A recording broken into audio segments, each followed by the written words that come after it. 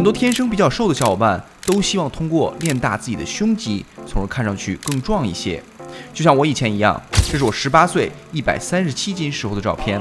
当时为了变壮一点，我每天都会在宿舍做俯卧撑。可后来发现，就算我的胸肌有了明显的进步，但穿上衣服之后也完全看不出来，仍然是一个瘦子。原来最直观上让我们看起来更壮的部位，并不是胸肌，而是手臂，因为它经常会露在外面。所以今天咱们就从解剖的角度，结合我个人的经验来一起看一下，如何在短时间内有效地增粗手臂，让我们撑起衣袖，看上去显壮。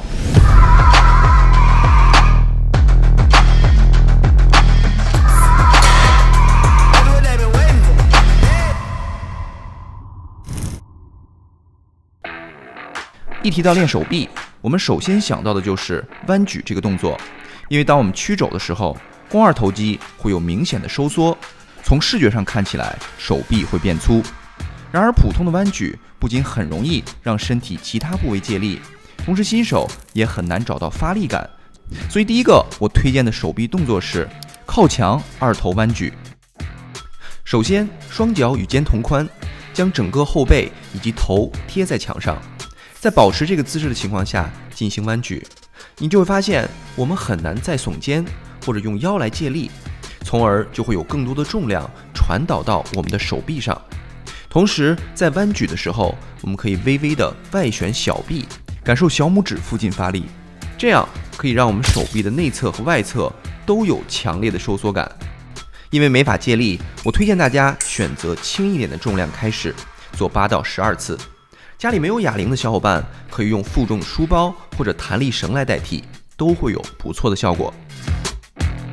这个动作会有效地刺激到我们整体的肱二头肌。可如果你和我一样，希望让手臂看起来更高，那我们就需要着重刺激肌峰，也就是肱二头肌的外侧头。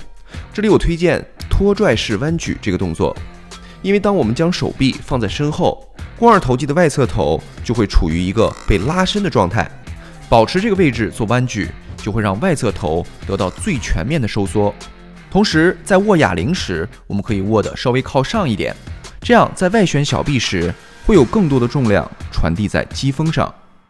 我们仍然可以用书包或者弹力绳完成这个动作，而如果有斜板的小伙伴，也可以通过上斜哑铃弯举来达到相似的效果。如果这些动作大家仍然感受不到肌峰的发力，那么我们可以尝试小萝卜推荐的高位单边绳索弯举，调节到比你的肩膀稍微低一点点的这个角度，往你的这个后脑勺去做。因为我们的外侧头是连接在肱骨上的，它本身就有让肩关节前屈的功能，所以在收缩的过程中稍微抬高一点肱骨的位置，会极大的增强我们的发力感受。我们也可以用弹力绳或者变换角度来完成。肌峰比较薄弱的小伙伴，可以把它作为第一个动作来激活我们的手臂。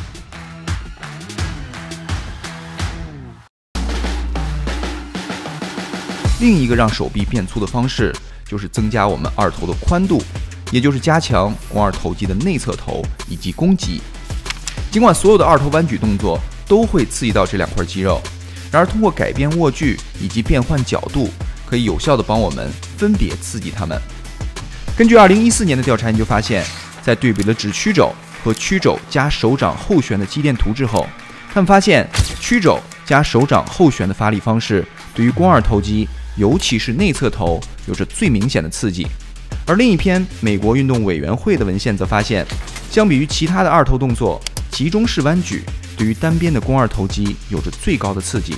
所以当我们结合这2篇文献，我们可以用屈肘加手掌后旋的集中弯举来最有效地强化内侧头。首先坐在一个凳子上，将手臂贴在我们的大腿内侧，在保持大臂不动的情况下慢慢弯举，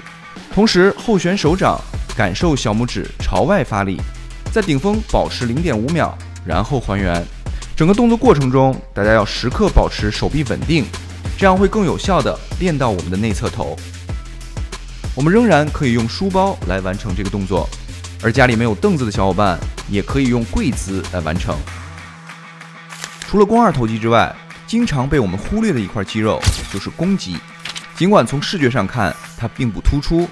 但是强化它对于手臂的高度和宽度都有帮助。That elbow tends to drift laterally. We want to keep the elbow from drifting laterally,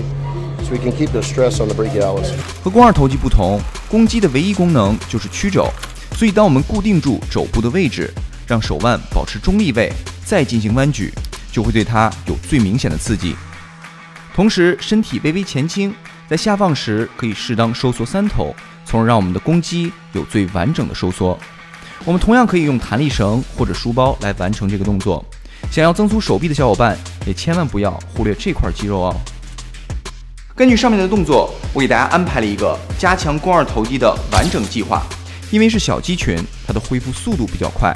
我们可以按1周2次甚至3次的频率来刺激它。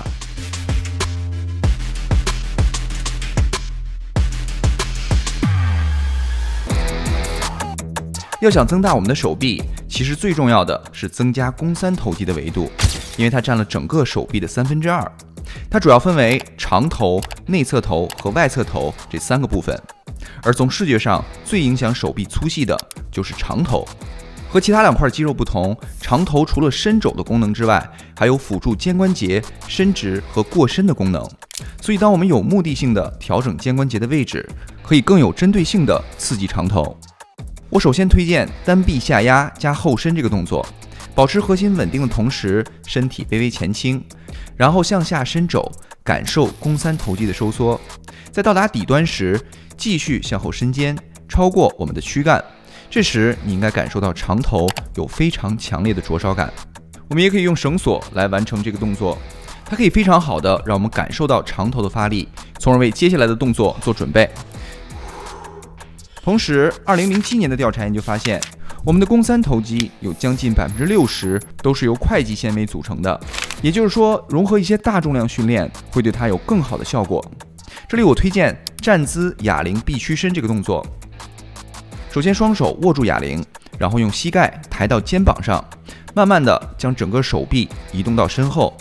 在保持肘关节安全的情况下，尽可能向内收，保持大臂不动，向上伸肘，感受肱三头肌的收缩。有条件去健身房的小伙伴，可以靠在斜板上做这个动作。如果大家觉得这个动作比较难，可以用轻一点的重量做单边哑铃臂屈伸，或者用弹力绳和书包来完成。除了长头之外，肱三头肌的另外2块肌肉，内侧头和外侧头，也是让我们手臂看起来更饱满的重要组成部分。因为它们都只有伸肘的功能，所以我们并不需要通过改变角度来分别刺激它们。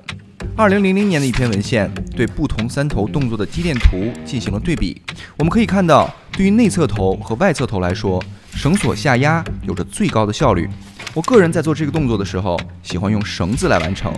这样在顶峰收缩时，可以让肘部充分打开，感受小拇指附近发力，这样会让我的外侧头有更好的感受。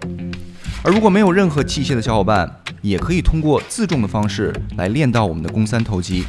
在之前的文献中，同样对比了3个自重动作的肌电图，我们可以看到臂屈伸的动作对于外侧头和内侧头有着更明显的刺激，但是对于肩关节灵活度有限的小伙伴，很有可能会造成肩膀损伤，所以我只推荐钻石俯卧撑这个动作。首先趴在地上，将2手并拢并放在身前，保持身体稳定的同时，慢慢向下移动。如果大家觉得手腕不舒服，可以稍微将手向外打开一点，但是一定要内收肘关节，从而避免受伤。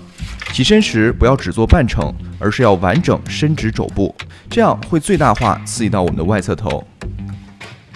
我们可以通过加重量或者膝盖着地来加减难度，无论是任何训练水平，都可以用它来有效的强化三头。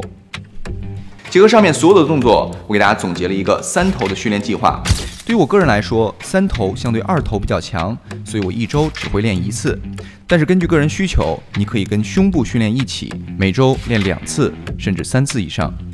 好了，以上呢就是今天视频的完整内容。如果大家喜欢这种解剖加文献的动作讲解，不要忘了给我点个赞啊，这样我会在将来快速更新其他部位的视频。对于手臂很难增长的小伙伴来说，我觉得最重要一点就是增加我们训练的频率。大家不一定非得按我说的计划来，也可以挑其中几个动作，每次在练完其他部位后做2-3组手臂，也会有很好的效果。